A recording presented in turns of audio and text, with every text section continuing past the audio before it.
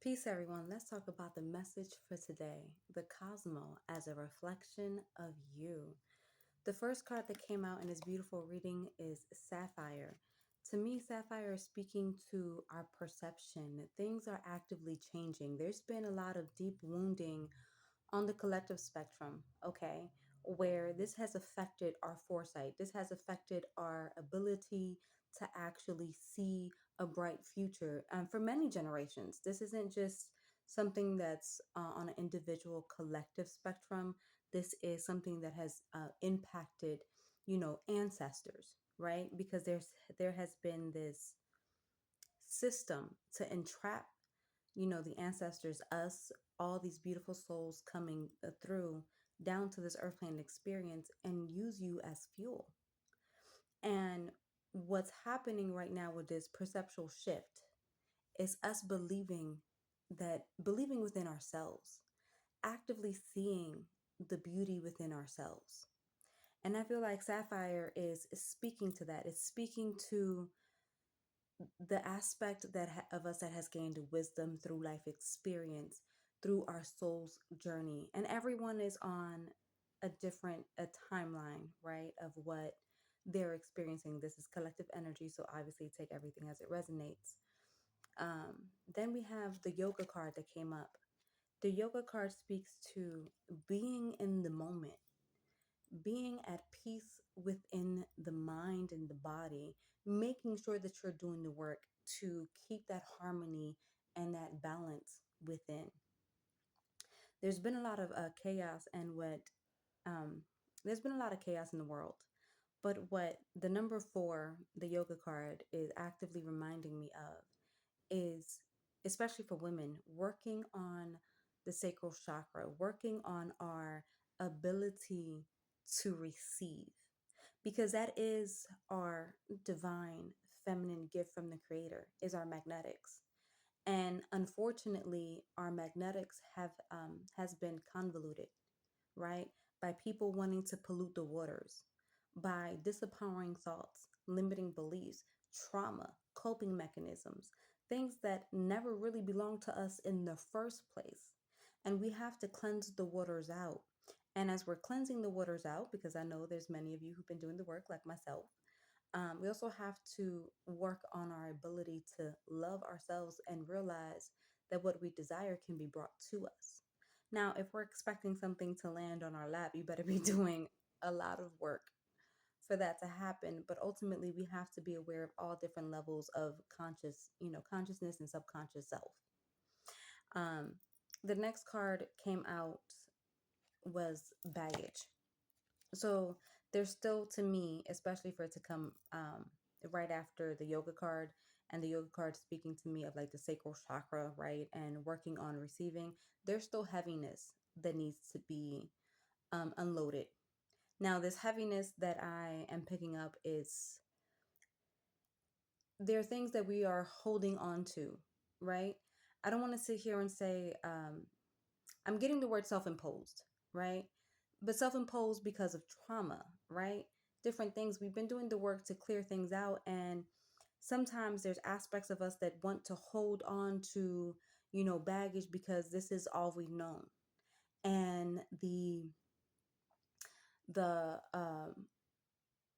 excuse me, change, letting go of that baggage. Sorry, my mind just been blank there for a second. But letting go of that baggage can seem scary, especially when this is the baggage that we've known how to operate out of, how to manage with this. And I can speak for myself that a lot of these thoughts have been coming to the forefront more so lately. But it's about redirecting the mind and understanding that that is an old version of self. That is an old timeline. That's an old experience, so you don't have to keep going through that experience. So this is about letting go and truly surrendering to the divine, being truly that reflection of the cosmos, and the cosmos reflecting it back to you. And I'm going to get into something in a bit, but the next card is the flag. To me, this is saying, you know um, surrender, again, surrendering to the divine, but surrendering to what's right, surrendering to what's good. Excuse me. not only surrendering to what's good, but ultimately letting the divine know and being honest with yourself that this baggage is too hard to carry. It's too heavy. Divine spirit creator, lift it off of me. Help me put it, you know, put this baggage down. Help me move freely in life. And in this, we are going to be aligning more with our soul's purpose. Because when we choose to change the narrative of what your enemies wanted to see for your life, or what was predestined for you, what was drawn on a canvas, and you played out, your mark on that canvas, you weren't really sure what you even desired truly, or what the purpose of your soul was telling you. It was calling out to you. And now, because you are surrendering and you're working on releasing those baggage, you can listen to the call of your heart, move to the beat of your own drum. And yes, this takes time, but this is about reconnecting with that inner child. And I would suggest that this week is really beautiful for inner child healing, inner child acceptance. Because in that, the inner child had this beautiful innate ability to actually dream before trauma came in. And the more that you accept your inner child, the more that your spirit accepts you. It's a time for contemplation, inner wisdom. I'm not saying you can't hit the books this week. What I am saying is that a lot of wisdom and insights are going to be given to those through dreams, through their spirit guides, through conversations with self. This is, a day to really sit in self reflection, in self admiration for what you've overcome, for how strong you've been. Um, and in this inner wisdom, look at your life experiences and what wisdoms have you gained from the traumas that you've even gone through, the life experiences that you've gone through, and how can that help another? How can you leave your mark on the world? And the next card that came out is beauty beyond trauma. And to me, this speaks to a crystalline process, but it also speaks to the aspect that sometimes we've gone through so much trauma that ultimately we think trauma is the only thing that can keep playing out in our lives, and we don't see beyond the actual trauma. And so we're stuck in certain cycles. But today is a day where you can actively see how the worst didn't happen in your life. You still have breath. You still have hope. If you're watching this video, clearly you haven't given up. So this is the moment where you stop operating out of trauma and you start operating in divinity. When your rebirth happens, you cater to that newborn version of self with love, with wisdom, with compassion, with patience. Because even though you have been reborn, the process of growth and growing up is still a painful one. It's still a process of refinement. You know, I think for a lot of us, and I can specifically speak for myself, I wanted things to take off in a certain kind of way. The wisdoms that I have, the insights, and it didn't. But I say all that to say that it's been a process of refinement. It's been a process of actually believing in myself, as you are being called to believe in yourself. And understand that when you do, there's universal blessings. You are over the troubled bridge of waters, over the troubled waters, excuse me. You're close to the end of that bridge. This is where things start to appear for you, where the cosmos start to reflect to you, yourself. A reflection of the cosmos. And I'm getting into this because this was a dream that I had last night, and there were some people in the dream, but I remember having like a certain kind of painting But there were some individuals who tried to take that painting, and it was like mountains, waterfalls, hills, really beautiful, and really tall beings with like robes with like hoods over their faces, but you couldn't really see them. And so I'm sketching it out with someone else, and the people who tried to take the original, we said, hey, these belong to us, but we're making you a copy if you would like to, basically see the painting or keep the painting. You can keep the copies. The originals belong to us.